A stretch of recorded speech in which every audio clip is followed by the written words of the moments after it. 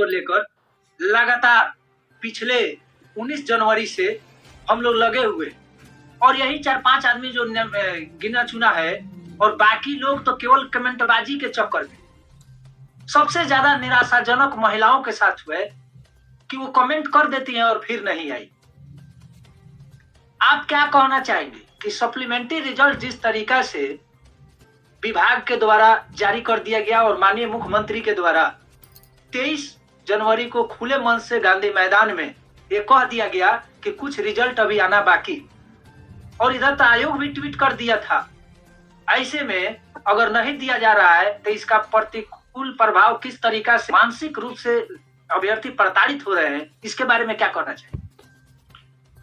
देखिए, इसमें है कि मानसिक रूप से तो काफी प्रताड़ित हो रहे हैं कैंडिडेट, और इसका व्यवहार सीधा सीधा सरकार ही दिखता है। पहले तो शिक्षा विभाग की कुछ गलतियों को देख रहे थे हम लोग, बीपीएससी आयोग की भी बड़ी गलती है इसमें, समय से रिजल्ट न देना जी। लेकिन आज के समय में सरकार की एक बहुत बड़ी राजनीतिक मुद्दा बना हुआ है कि नए नए वैकेंसियों को देना। तो नए नए वैकेंसियों को देने के चक्कर में उन लोग बीच में अभ्यर्थियों को मानसिक उत्पीड़न से जूझना पड़ रहा है। इसका कारण एक ये भी है कि लोग चाहते हैं कि उसी वैकेंसी को ऐड करके आगे दिखाते रहें और लगातार ये प्रक्रिया चलता रहे, जैसे टीआरई 1 का टीआरई 2 में हुआ, टीआरई 2 का टीआरई 3 में होगा। ये प्रक्रिया लगता है सतत चलती रहेगी, ऐसा दिख रहा है। और सबसे बड़ी कमी हम लोगों में भी है कि जब हम लोग बुलाते हैं तो लोग भी काफी कम मात्रा में आते हैं, सीमित मात्रा में आते हैं। 400, 300, 400, 500 से ज्यादा लोग पहुंच नहीं पाते हैं, जबकि रिजल्ट 17,000 के आसपास आना था। जब रिजल्ट 17,000 के आसपास आना था तो लोगों को दिखना चाहिए था, रोड पे कुछ भीड़ दिखना चाहिए था, 1700 भी दिखना चाहिए था 10%, लेकिन दिखे नहीं लोग, जिसके कारण है कि एक नोटिस शिक्षा विभाग के द्वारा जारी कर दिया गया, जिसमें खुला कहा गया कि आप लोग यदि आएंगे रोड पे तो आप पे कार्रवाई किया जाएगा पहचान करके।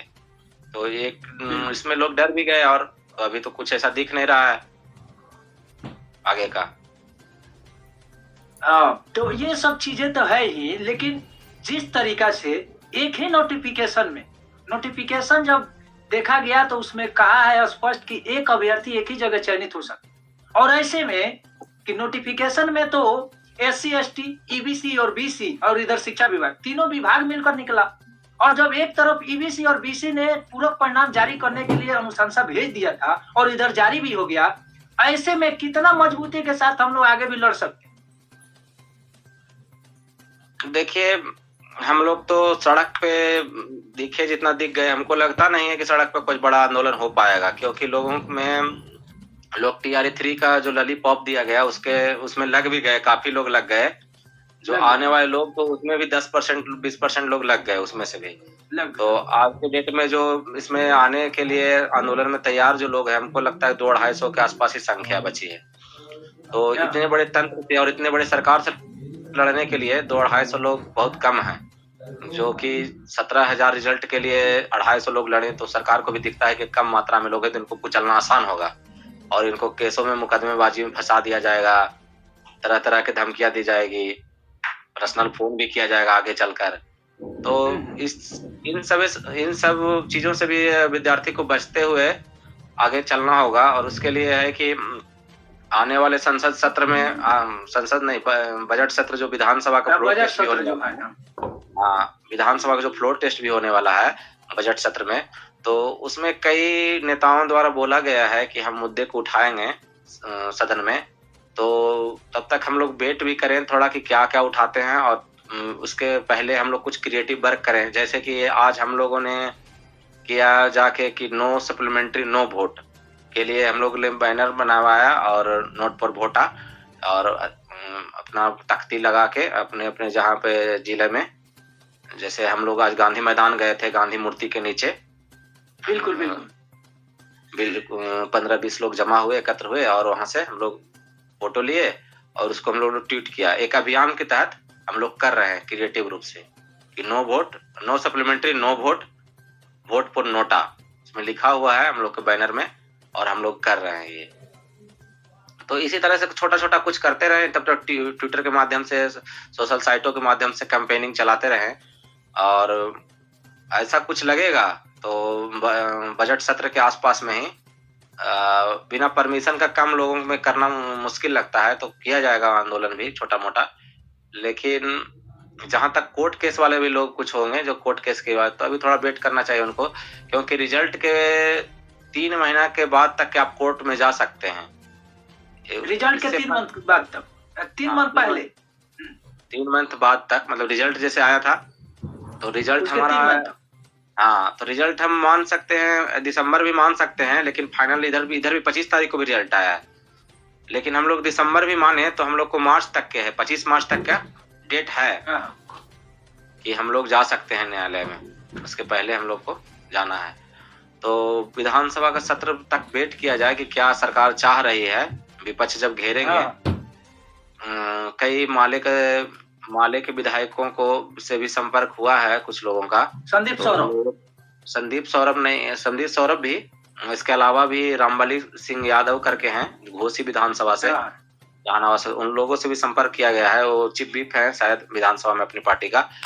तो उन लोगों ने बोला है कि हम लोग जोर तोड़ से मुद्दे को उठाएंगे और हम लोग तख्तियां भी दिखाएंगे इस मुद्दे पे सरकार को। बिल्कुल बिल्कुल, वोटिंग के समय, वोटिंग के दिन ही एंट्री होगा, उसी दिन दिखाएंगे।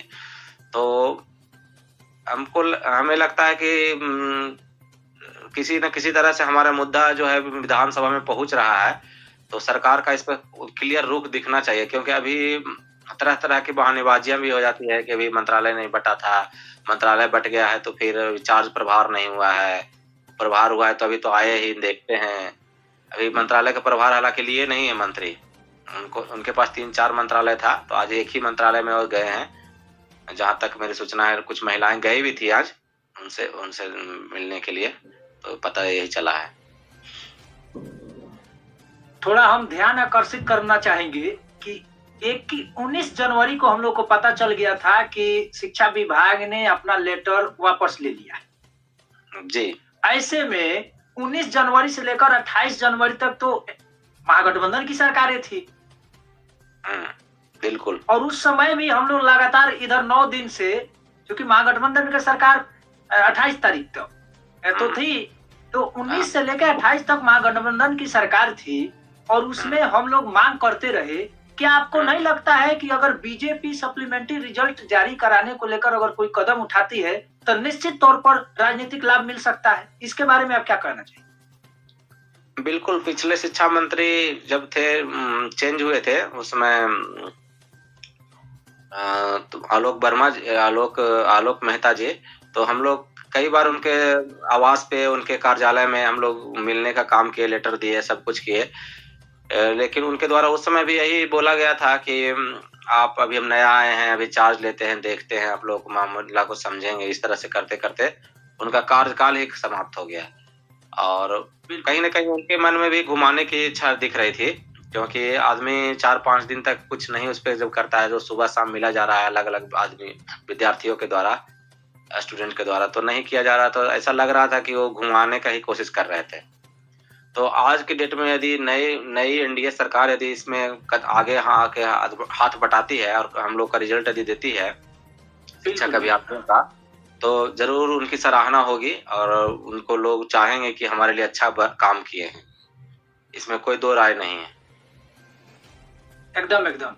और जिस तरीका से जी न्यूज पर आपने डिबेट में शामिल हुआ और कुछ प्रवक्ताओं ने उनको बिना बेवजह कुछ जाने उन्होंने ये नाम दे दिया कि ये लोग वेटिंग लिस्ट वाले, तो आप इसको किस तरीका से देखते हैं? उन लोग को क्या सीखना चाहिए कि क्या हम लोग वेटिंग लिस्ट है?